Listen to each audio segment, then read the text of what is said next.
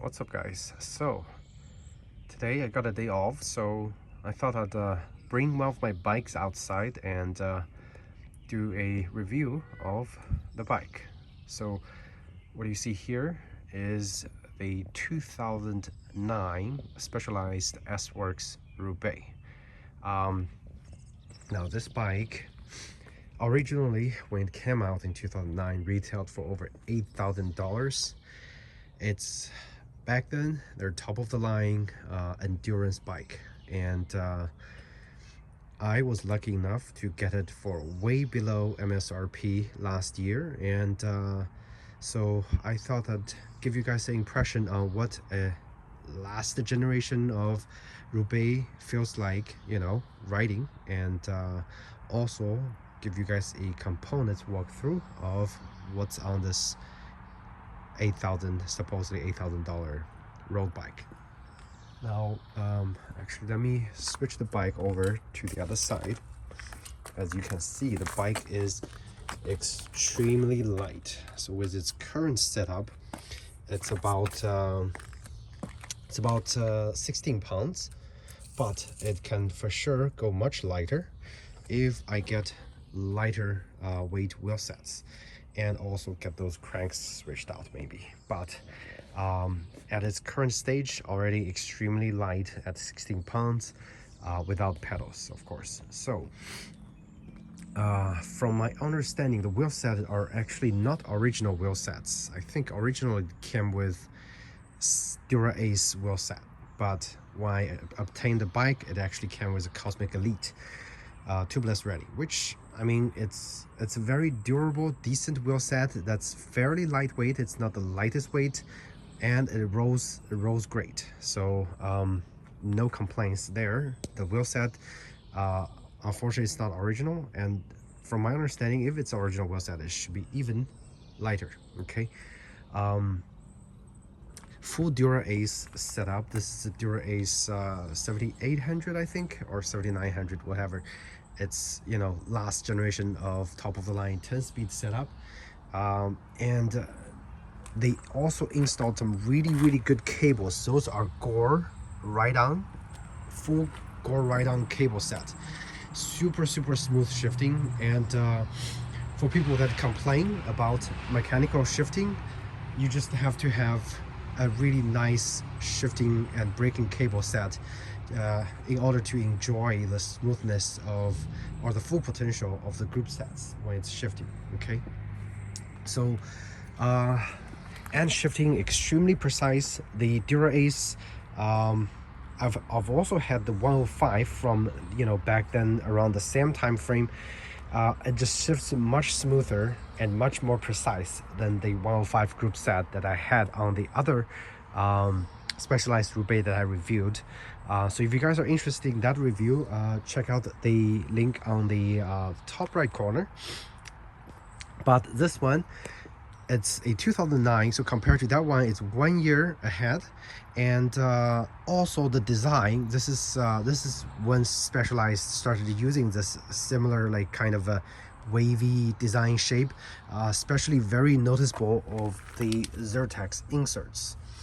Those Zertex inserts, I'm telling you guys, it works like magic. Or at least, the design of the rear seat stay area. This thing absorbs bumps extremely well.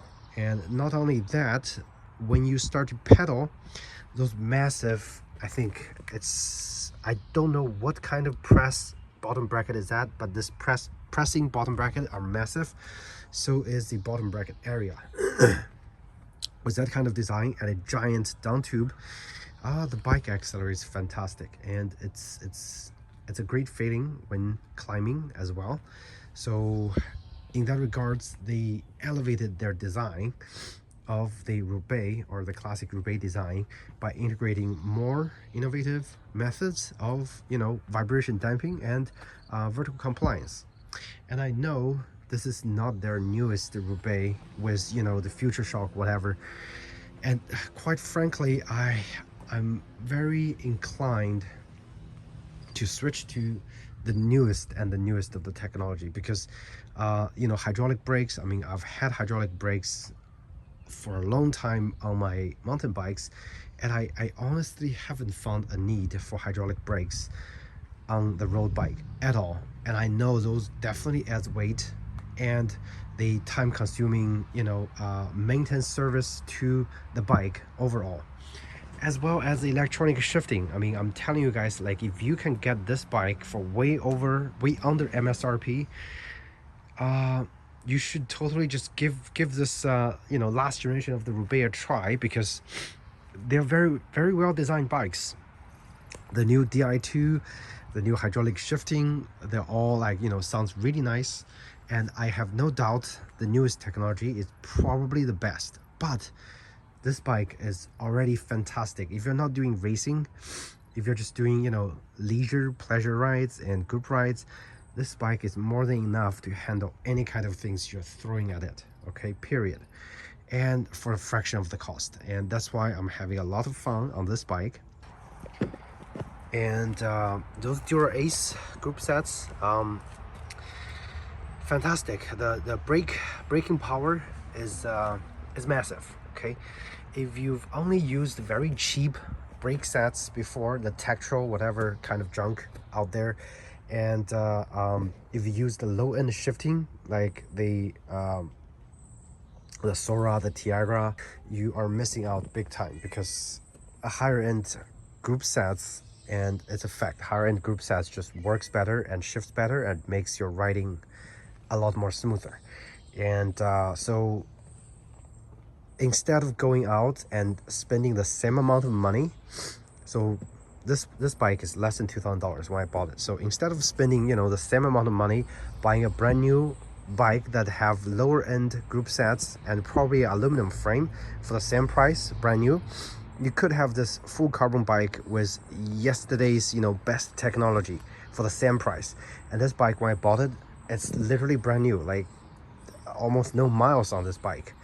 Some people just bought it and never used it. So give used bike a try. It's definitely worth every penny when you buy a used bike. Okay, now for people who does not have much experience servicing their own bikes, then maybe I would suggest get your first bike brand new, but also don't spend a lot of money on your first bike, because it's gonna be your first bike, you know what I mean. Instead, try to practice doing bike maintenance on the bike, and eventually once you get good and once you collect all the maintenance tools, you'll be able to service your own bike, and then you could get another bike used maybe. But now when you get the used bike, you can fully service it yourself. You're saving every dollar on your bike purchase, and you get to use better technology, okay, for the same amount of money. Now I do a lot of vintage bike restoration, and so I enjoy doing that. But if you are the kind of person that hates doing works on your own, then I would suggest, okay, maybe not. Just spend the money, get the best bike you can afford, and ride it and enjoy riding it until the bike, until you outgrow your bike.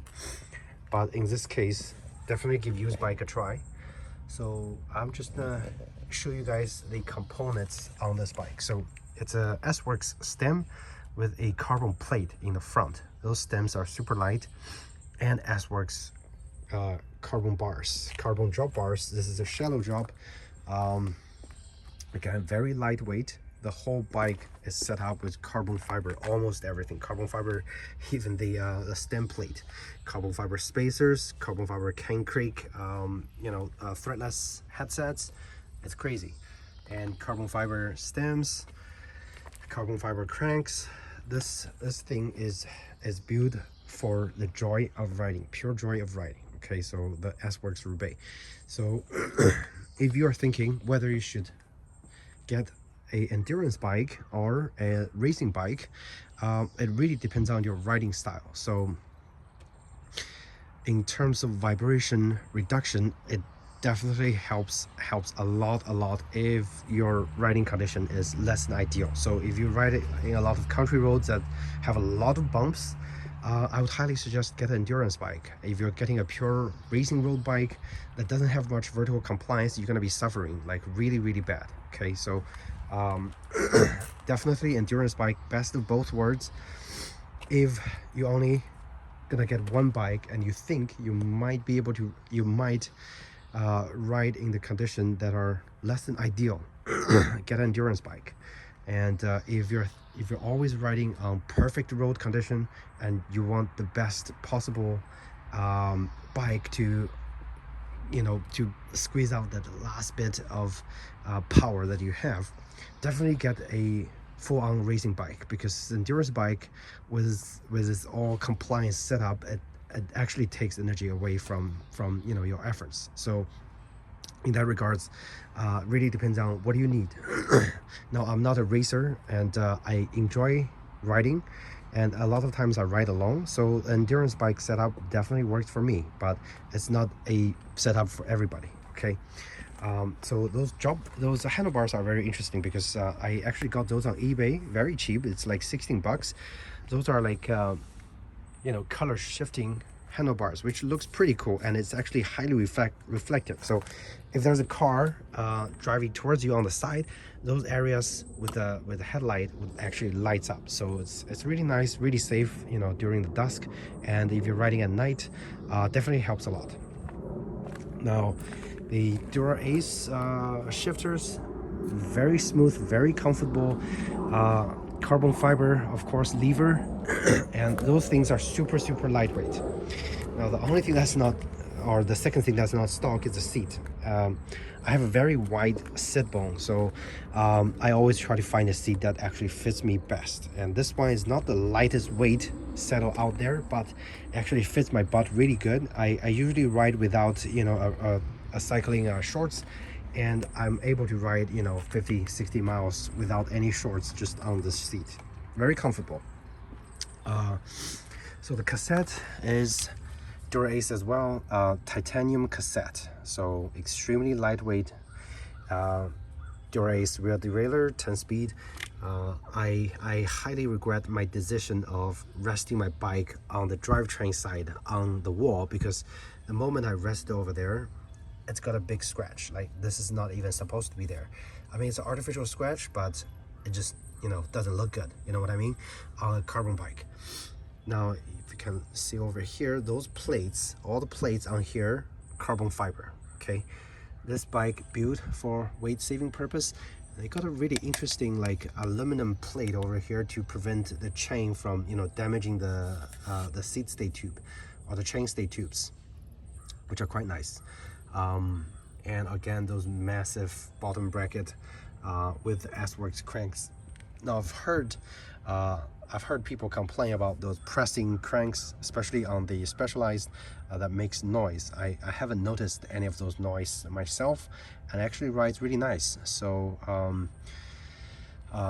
also, one last thing to mention, this is the Fact 10R carbon fiber. So for the newest group sets, or for the newest Roubaix, they are using the Fact 11R, which is supposed to be slightly lighter compared to the 10R, but the 10R, you know, Fact carbon is already super, super light. Okay, so that pretty much sums up, you know, the review of this bike and my opinion towards whether you should spend the full amount of money on a top of the line brand new bike, or you should save your money and have a lot more fun on a used yesterday's top of the line bike.